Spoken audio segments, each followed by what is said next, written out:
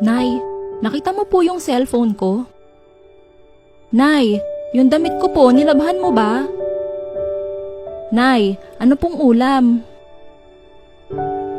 Nay, saan po nakalagay ang suklay? Nay, gagabihin po ako ng uwi, huwag niyo na akong hintayin. Yan yung mga salitang sa ngayon ay baliwala lang sa'yo.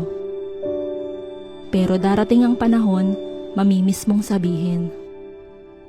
Mga salitang balang araw, hindi mo na masasabi.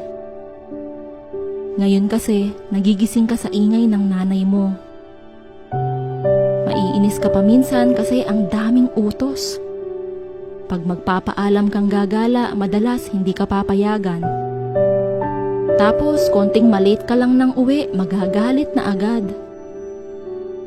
Nasubukan mo na bang intindihin ang nanay mo? Baka kasi pagdating ng panahon, manibago ka kapag wala nang magsabi sa'yo ng, "Nak, kumain ka na ba? Magligpit ka na ng plato. Bakit ngayon ka lang? San ka galing?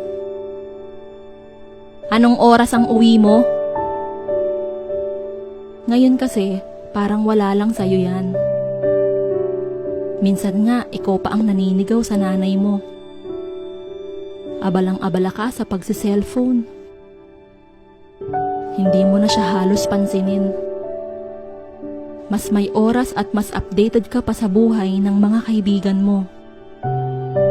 Pero yung nanay mo na nagluwal, nagpalaki, nag-alaga at nagmahal sa'yo, ni hindi mo man lang magawang kumustahin. Minsan ang labo natin. Kung kailan wala na, saka lang natin nakikita ang halaga ng tao. Walang permanente sa mundo. Hindi mo hawak ang bukas. Pwedeng paggising mo isang umaga, wala ka ng nanay.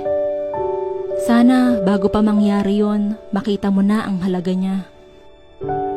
Kasi alam mo, time will come, mamimiss mo ang lahat sa kanya. Mamimiss mo ang boses niya at ang pagiging maingay niya. Mamimiss mo ang pagluluto niya sa'yo ng paborito mong ulam. Mamimiss mo ang marami niyang tawag para lang itanong kung nasan ka na. Wala nang magagalit kapag ginabi ka ng uwi at marami pang iba.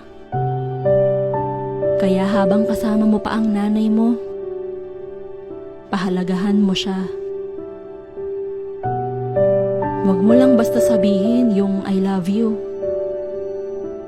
Iparamdam at ipakita mo talaga sa kanya ang kahulugan ng salitang yan.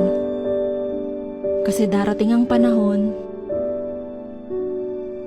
lahat ng ginagawa ng nanay mo sa'yo ngayon ay magiging mga alaala na lang na babaunin mo sa iyong pagtanda.